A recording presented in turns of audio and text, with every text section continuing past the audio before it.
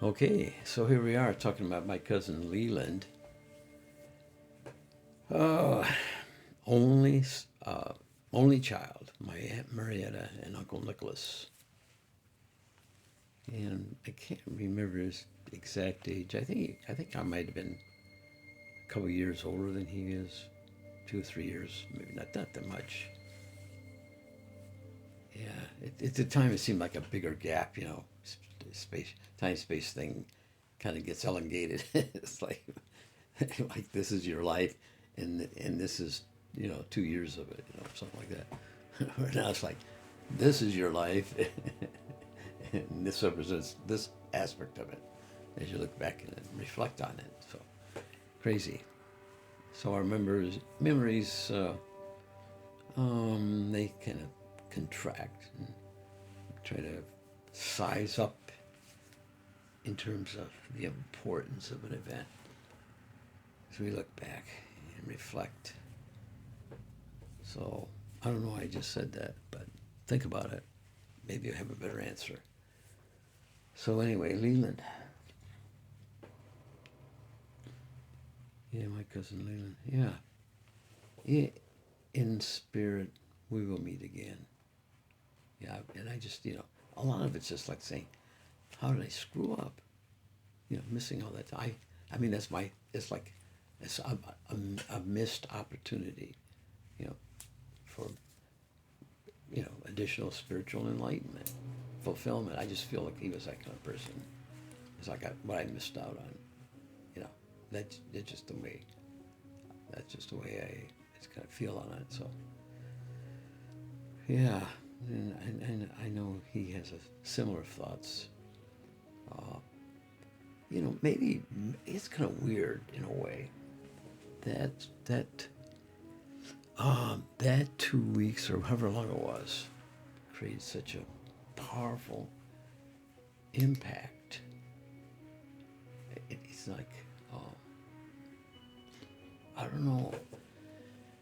I think there was maybe there could have been some other expectations now that I think about it, because at the time I was visiting him, I was just graduating from high school for summer, and trying to figure out what I would do with my life, and what really a strong attraction, strong pulling to want to do. In fact, I even checked into his go to school out here, go to college out here in California. So I actually went to, I think, about 2 or 3 of the major schools around the area. This is like in '63, so UCLA. And oh, actually, you know what? No, that's not the truth. You know what I was doing? I was checking into these junior colleges. It's good because I thought, well, that could be an easy thing. Not having graduated from school with honors, I didn't have much to redeem me. So, you know, uh, just basically pay as you go. And if you're, at that time, if you were a resident of California, uh, colleges were free in a manner of speaking. I think you just paid some kind of administrative fees and stuff like that, but for all practical purposes, yeah, it was a beautiful system. Uh, so, and my aunt she lived there. My aunt and my cousin Leland. I think he may have been about a couple years younger. I was like 19. He was probably about 17. I think in fact, he may have, maybe in his last year's school or something. I don't know. Yeah, I'm just trying to make a reference to time and his age. I don't know, 2 or 3 years, something like that. Yeah, school.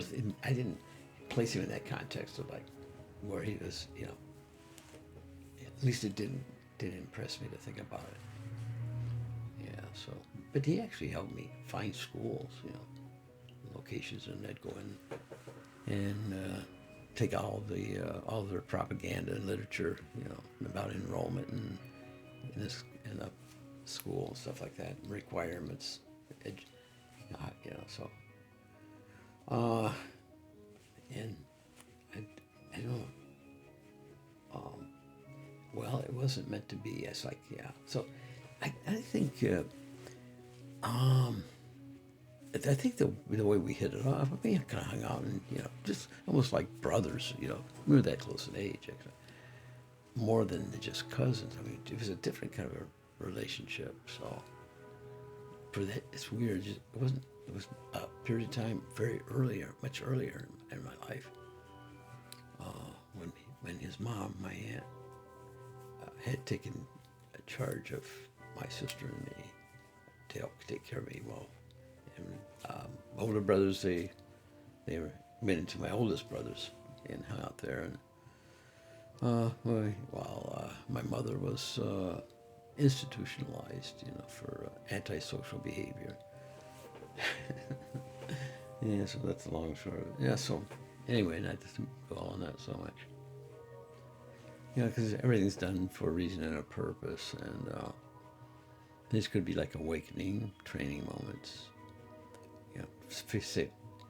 Fixating a helping, create, to mold the spirit you're to become or to be. Seeing them drag my mom off as two officers, it's like, big fat Bible on her one arm, and please don't do this to don't do this to me. Oh, yeah, that was that's some crazy stuff. Yeah, I don't so much.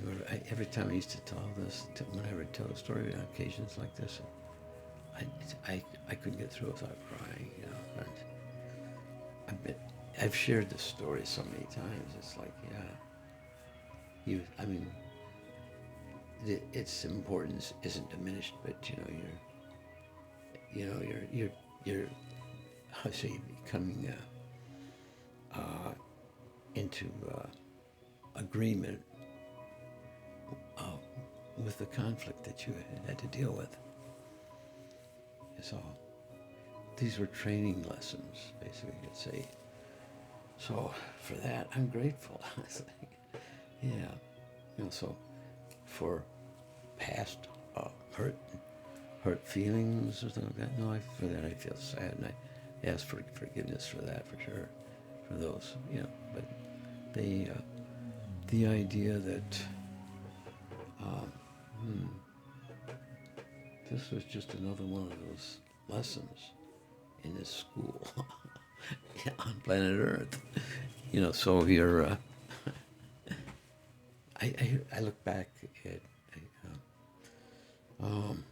varying emotions and feelings for sure, depending on the outcomes. But hey, I'm constantly reminded of historical events in my life and in the world, and you can see its impact on humanity and see how people choose to react and move to a higher plane of existence. When people become intelligent enough to realize that violence creates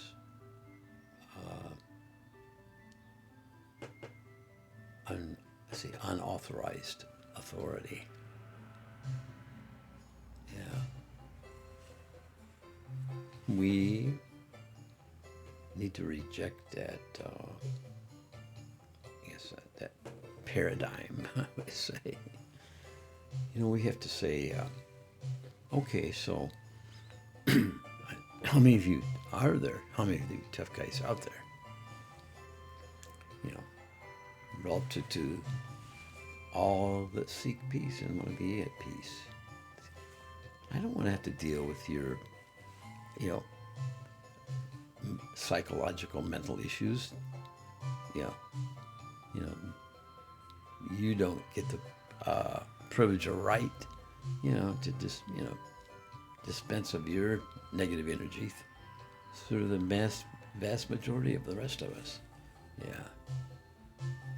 So we need to. We're the majority over those who want to maintain and control us, from whatever source of energy, financial, I don't know, other spiritual, controlling energies,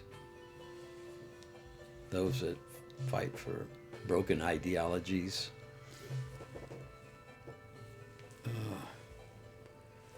Oh, yeah, so, yeah, this is a good time to talk about this. What can we talk about? How can we say? How can we get through? How can we get through? That's the strategy we need to think about. Let me think about this for a minute, and I'll be right back with you.